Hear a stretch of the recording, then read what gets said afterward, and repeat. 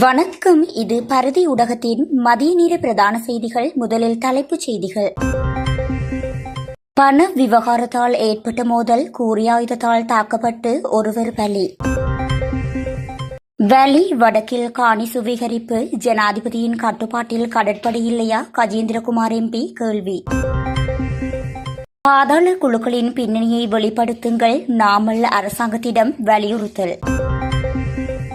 விடுதியறையில் மர்மமான முறையில் உயிரிழந்த இளைஞனின் சடலம் மீட்பு. பாடசாலைகளை மூடி போராட்டம், எச்சரிக்கும் ஆசிரியர் சங்க செயலாளர் ஜோசப் ஸ்டாலின். மாகாண சபை தேர்தல், அரசாங்கம் வெளியிட்ட அறிவிப்பு. கைது செய்யப்படும் போது காவல்துறைக்கு செவ்வந்தி கூறிய அந்த வார்த்தை. நாட்டின் பல பகுதிகளில் 1 மணிக்கு பின் கனமழை. இனி தொடர்வன விரிவான செய்திகள்.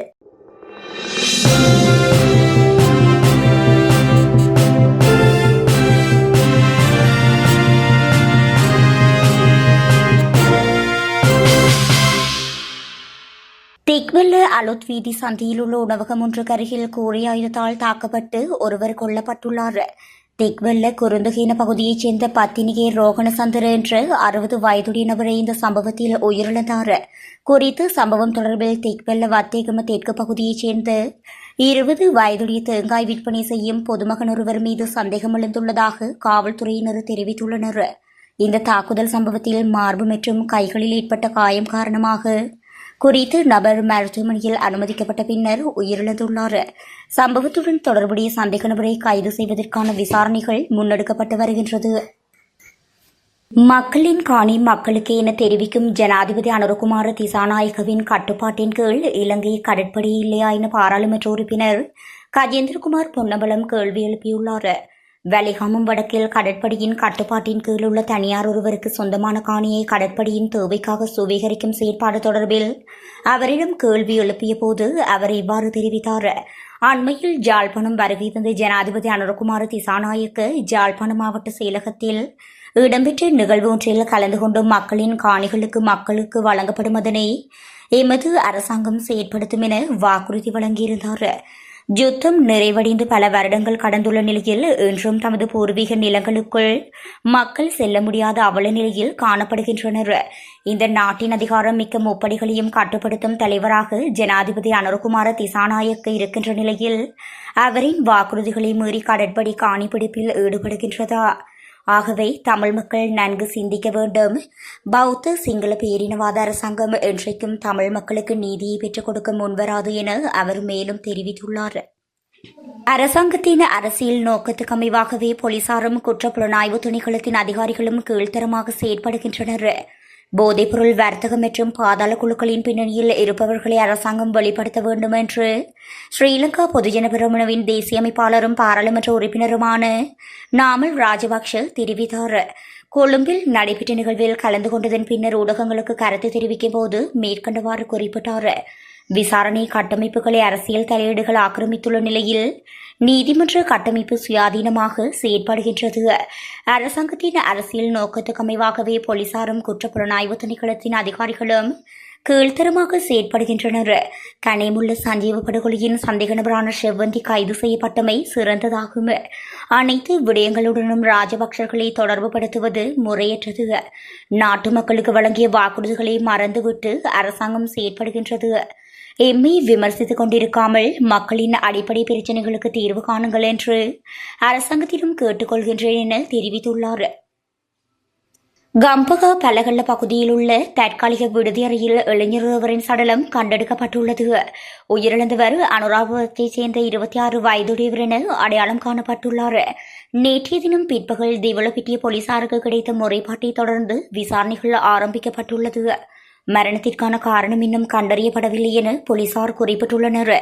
மேலும் நீதவான் பரிசோதனைக்கு பின்னர் சடலம் கம்பகாம் மருத்துவமனையின் பெரியதரையில் வைக்கப்பட்டுள்ளது. திவலப்பிட்டிய போலீசார் மேலதிக விசாரணைகளை மேற்கொண்டு வருகின்றனர். வடமாகாண ஆளுநர் அலுவலகத்தின் முன்பாக கடந்த 3 நாட்களாக போராடி வரும் எங்களை சந்திக்காது பின்கதவால் வெளியேறியவர்களுக்கு வெட்கமில்லையா என இலங்கை ஆசிரியர் சங்கத்தின் செயலாளர் ஜோசப் ஸ்டாலின் கேள்வி எழுப்பியுள்ளார். வடமாகாண ஆசிரியர்கள் நேற்று முன்தினம் திங்கட்கிழமை முதல் வடமாகாண ஆளுநர் அலுவலகம் முன்பாக போராட்டத்தில் ஈடுபட்டு வருகின்றனர். அந்நிலையில் ஆசிரியர்கள் போராட்டம் தொடர்பில் வடமாகாண ஆளுநர் தலைமையில் கல்வி அமைச்சின் செயலாளர், வலயக்கல்வி பணிப்பாளர்கள் உள்ளிட்டவர்களுடனான சந்திப்பு ஆளுநர் செயலகத்தில் இடம்பெற்றது. குறித்த கலந்துரையாடலின் பின்னர் தம்மை வந்த அதிகாரிகள் சந்திப்பார்கள் என ஆளுநர் செயலகம் முன்பாக ஆசிரியர்கள் காத்திருந்தபோது ஆளுநர் உள்ளிட்ட அனைவரும் ஆளுநர் செயலகத்தின் பின் கதவு வாயிலாக வெளியேறி சென்றுவிட்டனர் என ஆசிரியர் சங்க செயலாளர் குற்றம் சாட்டியுள்ளார். மேலும் சகல பாடசாலைகளையும் மூடி போராட்டங்களையும் முன்னெடுக்கும் நிலைக்கு தள்ளப்படுவோம். நாங்கள் பிழையான செயலில் ஈடுபடவில்லை. நியாயமான கோரிக்கைகளை முன்வைத்து எமது உரிமைக்காகவே போராடி வருகின்றோம். ஆளுநர் உள்ளிட்ட அதிகாரிகள் பின் கதவால் சென்றமையை நாம் வன்மையாக கண்டிக்கிறோம் என மேலும் தெரிவித்தார். மாகாண சபை தேர்தலை அடுத்த ஆண்டு நடாத்துவதாக அரசாங்கம் உறுதியளித்ததை மீண்டும் வலியுறுத்தும் அதேவேளையில் பழைய முறையின் கீழ் அல்லது புதிய தேர்தல் முறையை நடைமுறைப்படுத்திய பிறகு தேர்தல் அடுத்த ஆண்டு நடைபெறும் என்று அமைச்சர் லால்காந்த கூறினார். நாடாளுமன்றத்தில் நிறைவேற்றப்பட்ட முந்தைய சட்ட மூலத்தை திருத்திய பிறகு அரசாங்கம் பழைய முறையின் கீழ் தேர்தலை நடத்த முடியும் என்று அவர் ஊடகங்களுக்கு தெரிவித்தார்.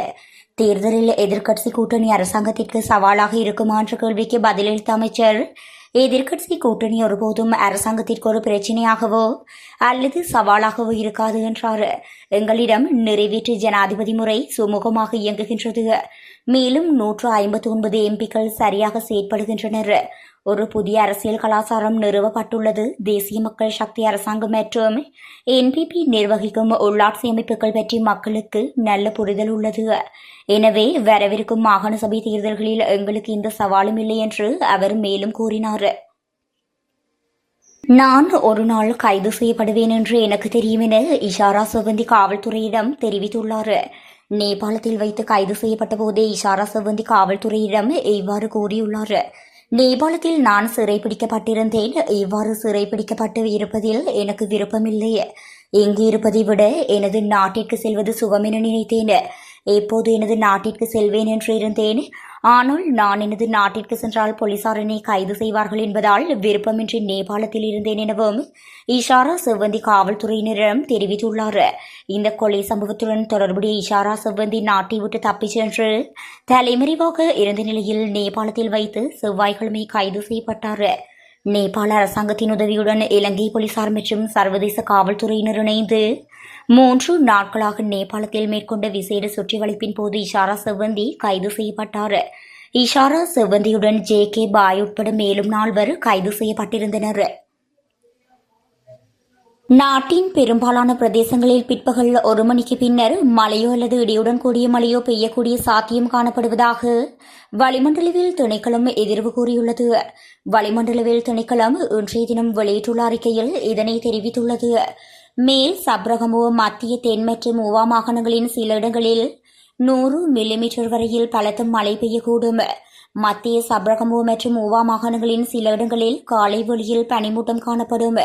இடியுடன் கூடிய மழை பெய்யும் வேளைகளில் தற்காலிகமாக அதிகரித்து வீசக்கூடிய பலத்த காற்று மற்றும் மின்னல் தாக்கங்களினால் ஏற்படக்கூடிய பாதிப்புகளை குறைத்துக் கொள்ள தேவையான முன்னெச்சரிக்கை நடவடிக்கைகளை எடுத்துக் கொள்ளுமாறு பொதுமக்கள் அறிவுறுத்தப்படுகின்றனர்.